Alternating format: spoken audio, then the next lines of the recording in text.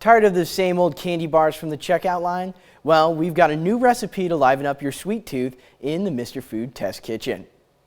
I'd like to share something with everyone that I recently discovered after looking over your recipe requests. You all love your sweets, and I don't blame you. So do I. And if homemade candy is on the top of that list, then you're going to love the ooey gooey candy bars we're making today. We begin by melting some butter in a soup pot along with a package of marshmallows just until they're melted.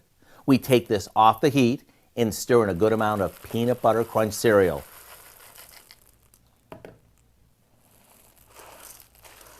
After placing this in a baking dish, we melt some more butter in a saucepan and add equal amounts of sweetened condensed milk and corn syrup, some brown sugar, and a splash of vanilla.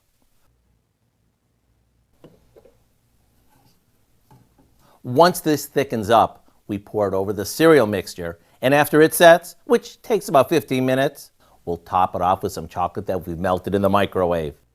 Once the chocolate firms up, it's ready to cut into bars. After trying a bunch of these, our test kitchen team thought these were even better than any candy bar that you can buy at the checkout line. If you want to try these, all you have to do is go to our website and look for Whatdoyoucallem bars. I'm Howard with Kelly in the Mr. Food Test Kitchen, where today we found a simply delicious way for you to say, ooh, it's so good.